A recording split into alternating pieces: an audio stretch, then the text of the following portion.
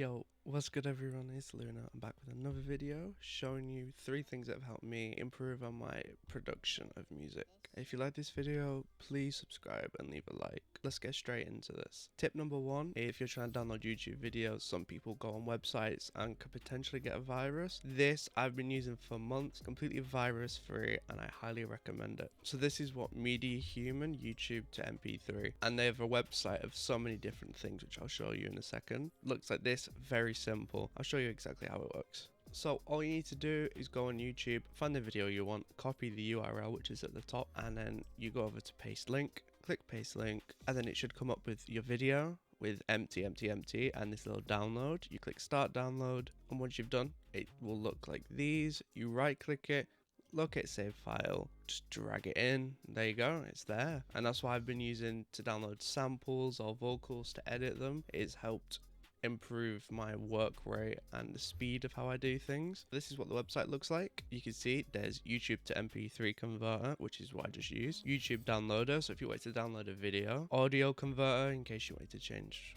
audio, lyrics finder. There's a bunch more down here as you can see, but this is the one you want to get. You choose what's best for your device. If you've got a Windows, most likely it'll be 64-bit, but if not, there's a 32-bit. It's really easy to install. Once you install it, you just click accept on everything, and there you go, boom, simple as that. Tip number 2 is having a template. This has helped me again improve speed work rate. If you're doing collabs, it's so easy to categorize and visually see what you've changed or what you've done, and I recommend it for everyone. So the way you do this is you open a new FLP with nothing on it. All my drums are orange, and then if you go to my mixer, further on is a bunch of presets that I've got with plugins. I've turned them off so it doesn't use too much CPU. If you've turned off the plugins and it's still using CPU usage like really high, this should be classed as another tip, but we'll just leave it in with this.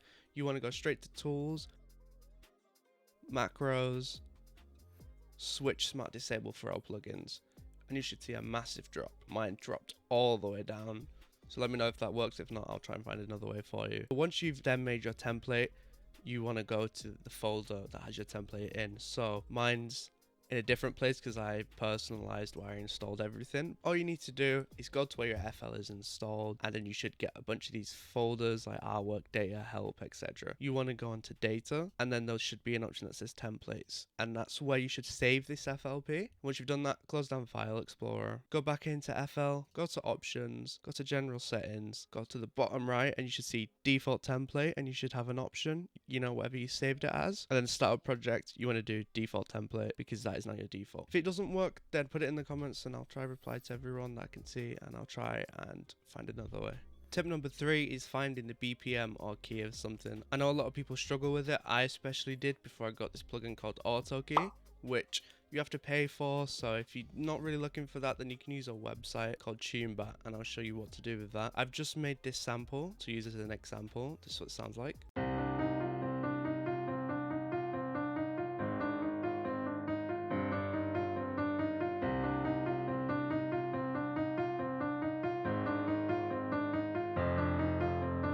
It reminds me of a Lil Baby type melody, which is very simple to do, and if you want to make melodies just like that, I'm going to be doing a tutorial very soon. Get it uploaded as soon as I can, and that'll be there for you. So what you want to do is you want to search up Tunebat.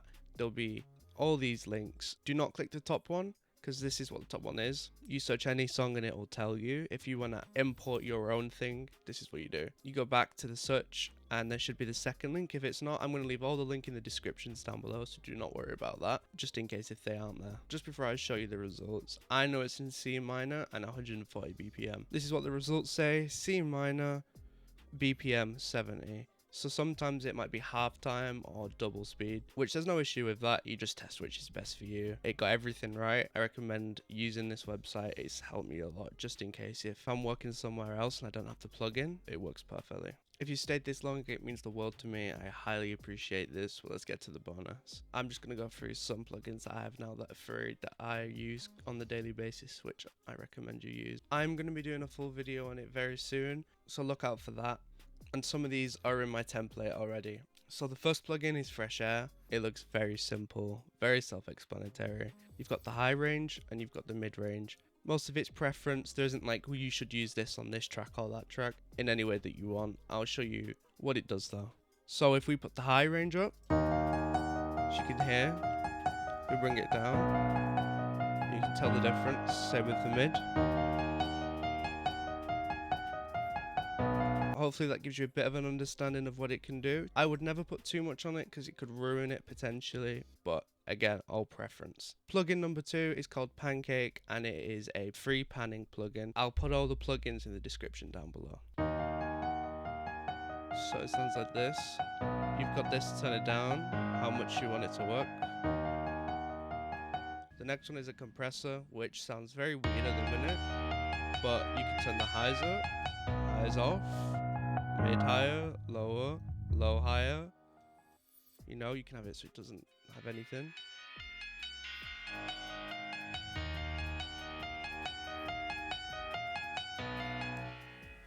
I'd recommend this plugin on vocals mainly. That's what I've been using it for. Plugin number 4 is Hornet Song Key, which can tell you what the chords are and what the key is playing, and this is a free plugin. I would recommend, it may not always be right, so always make sure you use that website just in case. I've used it a few times, and every time I've used it, it's worked. But there is that. Some people have said that it doesn't always work. Number 5 is Camel Crusher, which is a bit crusher. As you can hear, there's different presets. You can customize it to whatever sounds best for you. Number 6 is Valhalla Room. I actually downloaded this for free, and it's been working perfect for me, which is a reverb plugin. You know, very customizable. The next one is also a reverb plugin, which I use as well. I prefer this one mainly. I like it visual, very simple to use. As you can see, everything's labeled, so you're not having to wonder what everything does. The next plugin is Diablo Lite, which can help kicks punch harder or 808. So you can see there's punch and there's clip. There's the output if you want that higher or lower. Like you see, if you hover over, it will tell you anyway. I would never put too much on because you don't want to ruin a track. The next plugin is Wider, which is a stereo widening plugin, hence the name Wider. So it'll sound something like this.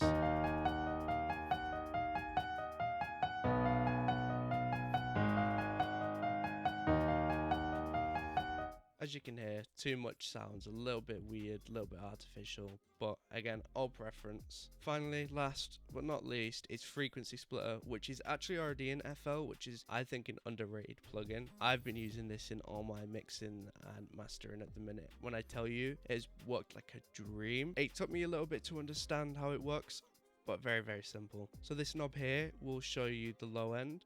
So if you want the low end to be more of a lower frequency, then you can do that. As you can see at the top, it says C3, C2, C4, etc. So if you want a really, really low like bass, you'd put it lower down. If you want it to be more in the mid end, then you do it in the mid. Then you've got the same concept with the higher knob, which does the high end. These knobs turn up and down, and then you've also got some presets, which is quite cool. I think it's a very underrated plugin. I don't see many people using it. Highly recommend though. That's all for now. I hope you enjoyed this video. If you did, please share around. Hopefully it might help people. If it hasn't helped you, already know these things, and it's amazing. If it's helped, then I'm so grateful for you watching it all. But that's it for now. Thank you.